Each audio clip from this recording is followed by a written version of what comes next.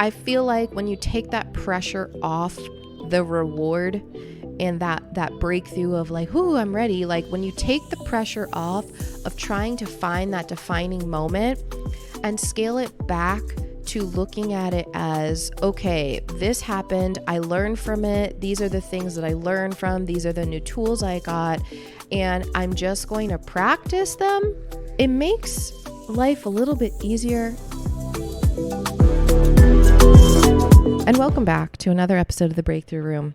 Y'all, I don't know what it is, but the amount of feedback I've been recently getting just absolutely warms my heart. It makes me so happy to know that people get what I'm saying and I'm not just talking to myself in a room for no damn reason. So thank you so much for supporting the podcast. If you're enjoying what you're hearing, please subscribe, rate, review, and share with your friends because it really helps me out. I don't really promote this, so your word of mouth means everything. So today I am probably the most excited about this episode. I think I feel like that every time I record. I just get more excited. So whatever, take it with a grain of salt then. But I'm excited. But this topic was inspired by a recent conversation that I had with a new friend of mine who's going through a transition in life. And he made a comment saying that he's met so many people who have gone through so many things in the last year or so, and we're all in this healing stage, and not one person he's met is ready. And I was like, one person right here, I'm ready. And he then asked me, well, how did you know you were ready? At this point, we're specifically talking about dating and relationships, but truly this could be applied to anything in your life that you've been tackling and trying to overcome. Now, at the time that I responded to him, my answer, I would say, wasn't really that accurate because, to be honest, he kind of stumped me. I don't think I really ever had this defining moment where I woke up and said, I'm ready. First, what I'm going to say is I've been working on my healing since after college. Before healing was a buzzword, before therapy was encouraged, before mental health was something to take seriously. It's just been how my brain's been working. I've just always been like this. I'm very much into learning why. Now, at the time, though, the majority of my work was all self-help based. It was books, it was YouTube videos. I wasn't really going to therapy. And when I went to therapy, it was for specific moments such as depression.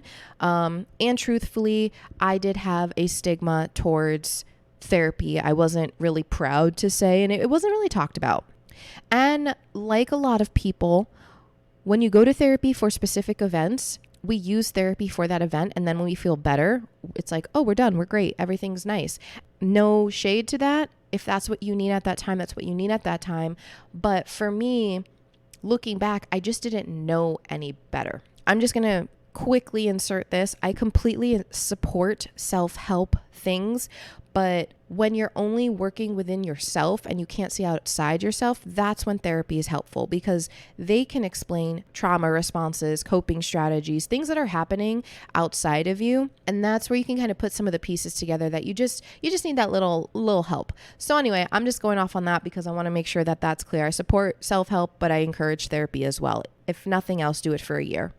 My time during my self-help, I had this belief that I needed to fix myself, as if I had all these broken parts or missing pieces that needed to be healed. And if these pieces could not be completed and healed and filled by myself, then how could someone be in a relationship with me? That was kind of the approach I was taking.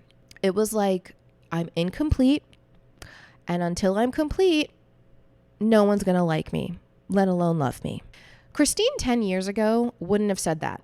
Like, I wouldn't have used those words because I don't think that is what I realized I was doing, but my actions said that. So for example, bodybuilding was a big piece during that time.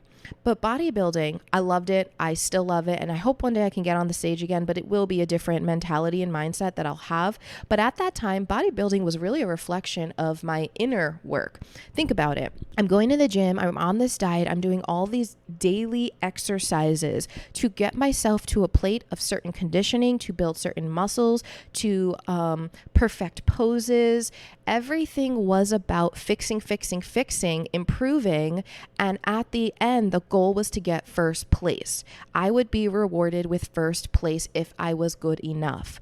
And if I wasn't and I got second, third, fifth, or didn't even make first call out, we go back to the drawing board and we keep going, we keep chipping away, and we keep fixing. That is what I was doing emotionally, is that I was never lean enough. I was never conditioned enough. I was never big enough emotionally in that sense. And I kept going to the drawing board because I wasn't being rewarded with first place and or that great relationship. In addition to, bodybuilding was also making it very, very easy for me to isolate myself and not put myself in positions to be with available men or to date, because I lived this very extreme, unrelatable lifestyle. So that's what bodybuilding was doing for me. And I think that's important to say now, because sure, you may not be in bodybuilding, but are you a workaholic? Because sometimes if you're in this place of feeling like you need to heal your emotional stuff so that you can be in a relationship, well, are you using work as your way of not presenting yourself and putting yourself in positions to actually be available for that relationship because you don't think you're complete? So that is what I would say looking back as to what I was doing. Now, what truly changed it all for me was the pandemic. And I know a lot of people suffered in the pandemic, but I can't be afraid to share my story. And truly, the pandemic changed my life in a positive way. I had started therapy in January of 2020, and that was the beginning of when I said I wanted to go to therapy to learn myself, learn about myself. I wasn't trying to heal myself.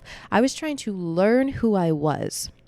I don't look at healing as trying to fill gaps or fix things. Yes, there are certain events in our life that we need to let go of, and that's the healing that needs to be done. Emotionally release and accept certain things. But in regards to fixing, there is no fixing. We have triggers, we have trauma responses, we have coping strategies. Some are unhealthy. We just learn about them. That's how I look at healing now. I'm not looking to fix, I'm looking to learn. And the more I learn, the more equipped I will be to handle tough situations and complicated relationships. So in the pandemic, or my shutdown at least, in my job, was March. So I had already been in therapy. Bodybuilding was taken away from me. And all of my obligations to everything outside of me was no longer. I had no responsibilities or obligations to anyone outside myself. And I just did what I wanted to do. And I needed that. Now, okay, I'm extreme. This has been established. Apparently, I can't function in life without very extreme moments. And that's where I'm like, oh, okay, now we're going to shift. I don't know. I guess I'm stubborn that way. You don't need the world to shut down to go through your transition into whatever phase you want. You don't need that. I needed that. I don't know why. That is part of my crazy. But that is why the pandemic was so good for me. I was forced to not worry about other people. And during that time, I made the decision, found the strength and excitement to sell my house and move to Miami. And that's when everything began to shift. So now in Miami, I'm not thinking that I'm ready to date. Those are the last things on my mind. I am now in this exciting city. I am rebuilding my life. I am making new friends. I don't really have anyone around me. Everything is new, and I get to create what it is that I want my life to be. So while I was hopeful that maybe I would meet a man, the right man, I was not thinking I'm ready. Those words were never coming out of my mouth. But what I was willing to do after I started to establish a little bit of my own life in Miami was to practice. One of my biggest blocks, or a couple of my biggest blocks in relationships, was that I struggled with connecting with people. I struggled in being vulnerable with people. And I really struggled in communicating who I was to people. And so what I was telling myself was, I'm going to, go on these dating apps. I'm going to connect with people. And I, at this point, am only thinking I'm going to practice these things. If it leads to something, I am open to that. But all I'm thinking about is practicing, and I get to try a new restaurant and maybe meet some cool people. And that's all I can do right now is focus on practicing. Nothing really came of it. Went on a couple dates with a couple people, and that was fine. There was a few disappointments here and there, but overall, I was just focused on the practice. And then I met someone. And this person was actually the last person when I reference my heartbreak, my recent heartbreak, this is the person that I'm referring to. I met this person, and one of the things he kept saying to me off the bat was, I'm complete. And I'm just like, you are smitten because I'm complete. Are you kidding me? Like, I have all these holes I'm trying to fix. I'm broken. I'm complete. What in the fuck are you talking about? But he said it so many times that one day I realized, no, maybe I am complete. Like, these things I keep saying that I need to fix, I don't need to fix them. They are actually a part of my completion of who I am. These imperfections, these my anxiety, whatever experiences that have led me to be who I am, good and bad, I am complete. That is who I am. But I've learned about them. I've learned about these things. I've learned new coping strategies. I've learned how to communicate differently. I've learned to accept that sometimes the response I'm getting from people is not a reflection of me. It's a reflection of them. So I did, in that relationship, start to actually believe that I was complete. This mindset I had of being broken was now shifting. And looking back, I was in that state of I'm practicing, right? I kept saying I'm practicing, but when I met him, I wasn't actually practicing. I was doing. And the guys before that, I didn't get a chance to really practice because they didn't really go anywhere. So if we're going to talk about practicing, he probably would have been the first one, but I wasn't. It wasn't practice. I was doing. I was communicating. I was being vulnerable. I was being who I am, like really who I am. I wasn't hiding. I was completely honest. I wasn't practicing. I was being. And I do credit him this because he gave me the space to do that. He accepted me. He listened. He respected what I had to say. He gave me a space to be flawed and still loved me as that. And the energy was reciprocated. We were both imperfect beings. We were going through different things. There wasn't a place of judgment. There wasn't any space of judgment. And so I do credit, looking back, realizing now that that wasn't practice because I was ready. I didn't see it at the time, but I was ready because I was doing. So now prior to that person, my fears of going into relationships wasn't due to the trauma or heartbreak of a recent relationship. It was more of just me not having the confidence in myself to know that I could do better, that I could pick out different men, that I could not repeat certain unhealthy patterns. That's truly what was holding me back from being ready. Whereas after that relationship ended, now my heart is broken. I'm going through the grief of the heartbreak, which was up and down, a long process. And that place of not being ready was now influenced by a different situation. It was now influenced by the by the pain of heartbreak and the fear of doing it all over again. And in this heartbreak experience, in this grief, I had this belief that the only way I knew I would be ready is if I stopped having feelings for this person. And I'm going to tell you right now, that is not true. I still have feelings for this person. This person will always have a piece of my heart forever. But there came a point in this process that I accepted he will always hold that place in my life. But there will come someone else who's going to show me something new, a different version of it. And if nothing else, in the very least, it's going to be just as beautiful. Could be better. I don't know. I don't know that person yet. But I wasn't hoping for reconnection anymore because I accepted we are on two different paths. And honestly, that probably took me about, I would say around 8 to 10 months to get to that point of accepting that I will always feel this way, but there will be someone else. So now here I am in a place of detachment and acceptance of that person. And I know that I'm good with letting go of the past, but the idea of putting myself out there was absolutely terrifying. It's like getting bit by a shark, healing from that, fully recovering, and then going back into the ocean, the same spot the shark bit you. You're going to be terrified. So I said to myself, okay, I am open I am open to finding that person, but the only thing I'm going to do right now is I'm going to go out and practice. And I'm going to be very honest with the people I'm going out on dates that I'm not saying I'm practicing on them, but my goal is I'm going out, I'm getting to know people, I'm dating, I'm new to this city, I am open to something serious, but I am in no rush. And my focus in regards to like my interactions with people is focusing on the friendship of this relationship. Now, my words align with my actions. So if people don't get what I'm saying, that's their problem. I can't worry about that because some people they don't want to accept when you say, I'm not rushing, I'm dating other people, my priorities is focusing on the friendship. Like they don't want to hear it. That's not my problem. As long as I know that my actions and words align, that's their shit to deal with. So I'm very upfront in that. And after going on a couple dates and talking to a few different men, the fear has dissipated. And I'm like, okay, I am ready. I'm still in a place where I'm not rushing. I'm still in a place where I want to focus on the friendship, but I'm not fearful.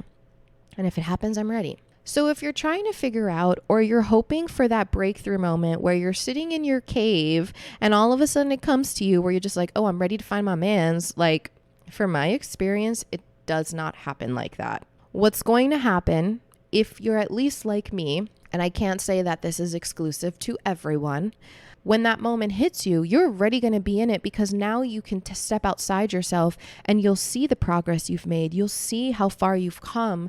And that's when you're like, oh shit, I guess I'm ready. That's when that moment happens. Now, I want to be clear here. I'm not encouraging you to use people to heal. What I am encouraging you to do is to take some time to learn about yourself. And when you're not feeling as traumatized, start practicing. Whatever that looks like to you. Practicing could just be talking to people on the phone and not actually going on dates. Practicing in my case was talking to people on the phone and going on dates. And if you can say to yourself, I'm open to finding that serious person, but my goal right now and my only hope right now is just to have opportunities of practice, then great. If it happens, it happens. And if it evolves into something serious, fantastic. But if you can say that to yourself, you're probably more ready than you think you are. There is a difference between not having the confidence in being ready and being fearful. If you're not confident, practicing will help build the confidence. If you're fearful and insecure, then what's going to end up happening is you're going to run the second you're challenged, because relationships, like I said, they're triggering. Even if you're casually dating, something is going to come up, and if you're fearful and insecure, you're not going to be able to handle the most basic shit in a relationship. But practicing gives you those opportunities to use the skills, use your communication, try your coping strategies, use your self-talk, all that stuff you've learned. That's where that's going to happen. And I hope you found that encouraging. I know I said you're literally not going to have a moment where you're like, hey, I'm ready. But I feel like when you take that pressure off the reward and that breakthrough of like, ooh, I'm ready. Like when you take the pressure off of trying to find that defining moment and scale it back to looking at it as, okay, this happened. I learned from it. These are the things that I learned from. These are the new tools I got. And I'm just going to practice them. It makes life a little bit easier. It makes it more enjoyable. It allows you to be more present in the situation and stop worrying about the anxiety of the future or making the same mistakes, because we're not perfect. And again, it all comes back to the people that you're interacting with. If the people that you are dating are not as emotionally mature and can't allow you to be imperfect and can't allow you to communicate and can't allow you to express your feelings with compassion and grace, they're not the right person. They're not the right people. And this isn't even in a romantic sense. Support looks like giving someone a space to be who they are, flaws and all. As long as they're doing the work to be accountable and do better, then that is what support on the receiving end looks like. So that's what you should be focusing on, not focusing on that specific moment. So thank you so much for listening, guys, and I will talk to you next week.